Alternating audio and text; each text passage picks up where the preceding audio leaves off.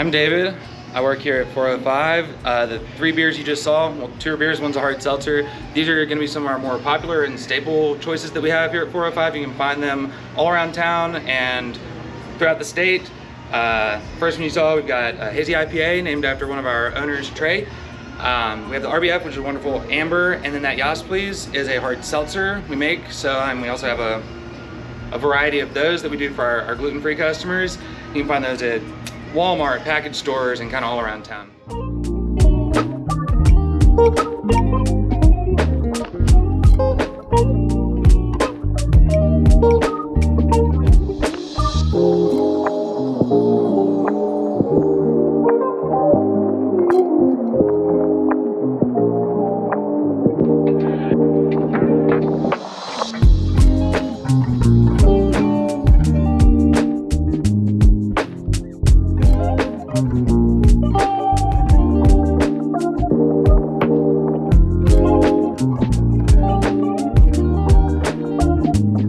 So here we've got a couple selections that you aren't going to find in your local stores or on draft at your local restaurants.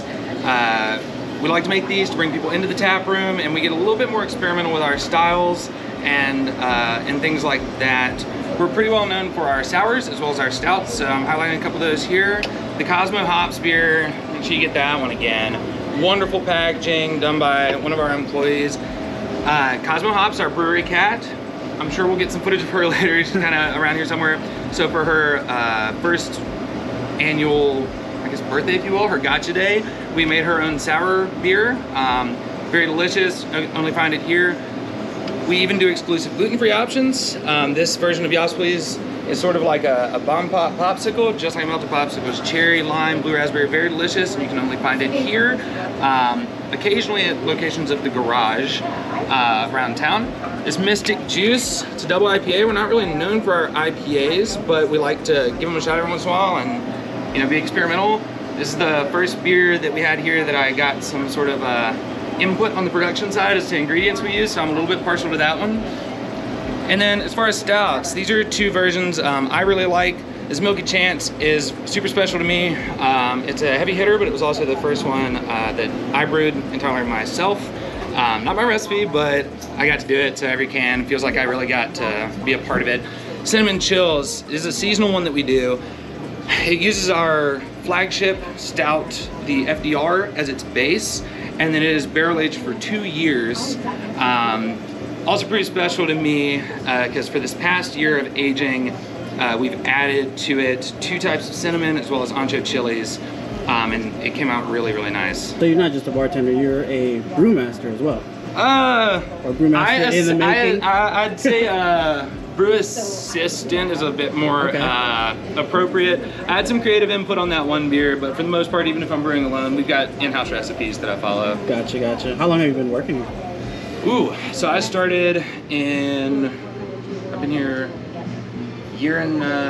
a little over a year and a half. Okay. I actually started mostly production side, and then with just varying needs and the tap room expanding and stuff, I picked up more of the tap room side. They fulfill different needs, right? Yeah. I got into craft beer because I loved it and didn't know a thing about it. Okay. So I really wanted to be production side, learn how the brewing process works. Some breweries have like very big, heavily automated systems, and our process is highly manual. Mm-hmm. So there's a lot of movement. Yeah, you're doing something all the time. We do maintain some frozen options here. We try to keep one friendly to all customers. So there's one on the left today. It's a frozen version of our Bomb Pop seltzer. So it'll be, gluten-free, dairy-free. We like to make one that's accessible to everybody and so wants a cold beverage. And then we'll also do beer-based ones as well. So the other one, a little bit sweeter. We use our Honey Oak Blonde as the base for that. And it's sort of a caramel frappe, a little bit of coffee, a little bit of sweet. Still pretty refreshing. They're delicious. And we switch these up probably every couple weeks. Right here, there's our wonderful to-go fridge where you can often find things that we don't have on draft, or like some older throwbacks like the Twilight Lime. We have a variety of wines. Some of them stay the same. Sometimes we reach out and get new wines just to test them out. Got a couple NA cocktails for our NA customers, some stuff for the kids, got some Kool-Aid jammers. Down here's our NA corner. We've just started selling, very excited about this, just started selling Athletic as well. Right now we have 4 different varieties of NA beer. We'll reach out in the future and see if we can change the variety. You know, for the people that don't know about this brand, it's pretty much non-alcoholic beer. Yes, Athletic is all non-alcoholic beer, and since we don't make our own NA beers here, and so many people want to come out and have a beer and either don't want to or can't have the alcohol or the calories, we like having these non-alcoholic options with still the beer flavor and experience. Another one that we've partnered with here is OKC Soda Co. We're all about the local and supporting other local brands, and right now we're down to 3, but that's just because the other varieties have sold pretty well. So yeah, we'd like to be accessible to customers as much as we can be. You know, kids are welcome in the tap room as long as they're not ordering beers. Pets are welcome. 405 started in 2015, but the tap room space here on Topeka has been open since 2016. Okay. When pretty much as soon as the laws in Oklahoma changed to allow for a place like this, yeah, opened up then. So we've had this space since then, and we have another tap room space opening at 205 East Main in March. Okay, This so you guys are expanding. I don't have a, yes. And thanks for not saying moving. We are not moving, we are expanding. So this will stay our main production space. Yeah. And this tap room will stay open Saturday through Monday, at least to start, Saturday through Monday, and for private events, more intimate events, you know, like we do tap room academies, which are great. We can highlight some of those if you'd like. If you want to get shots at all of, we've got posters all over. We do all kinds of events, book clubs. We have a deal with the Lore. Kim is great. We have several different book clubs that meet. That'll continue to meet in the smaller, more intimate space. Doing events actually today is that Norman Beer and Time, so we do events around town a lot. We do fun discount nights. We have the Educator Discount Night once a month. We have an actors meetup here. If you're a local actor, please come out. It's great. Dungeons and Dragons, I see. Dungeons and Dragons. So that happens less often because we have to have like 6 weeks, you know, like 6-week campaigns. So right now we actually have two groups meeting for 6-week campaigns, and they're in here. Yeah. We're always up on our socials and our website. Lots of fun events always happening, so that's great. And I'll put the socials at the bottom of the screen right Okay, now. please do.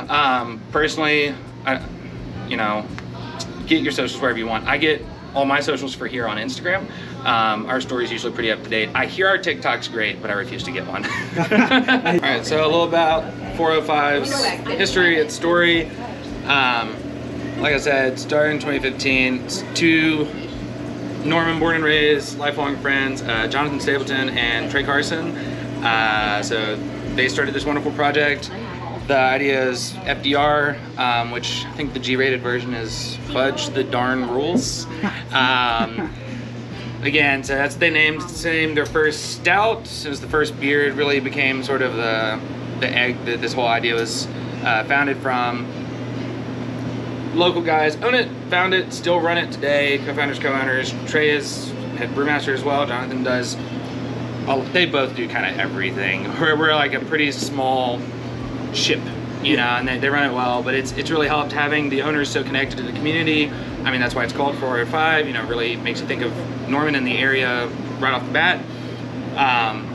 First craft brewery in Norman, I believe. Don't quote me on this number, but maybe like this, I think 5th or 6th in Oklahoma when that craft beer explosion really started. So having that passion and connection to the location and the community is really the reason it started in the first place. That and a love of beer, obviously. But it's really, I think, what has kept a business this size running and thriving. The local community really supporting us and believing in the local guys, getting it done, experimenting, having fun, giving back. We really like working with local nonprofits, supporting other local businesses. The more we can keep it in the community, the better. This tap sometimes on the first pour is kind of aggressive. Oh, it's working for me, it's working for me. Now that, right there, friend, is a pourer. Look at that, look at that head retention. It wants to fall, but it can't. Sorry, I'm trembling. I'm not nervous. There's some logo there. That's my love right there. Wonderful. Boom. Thank you, sir.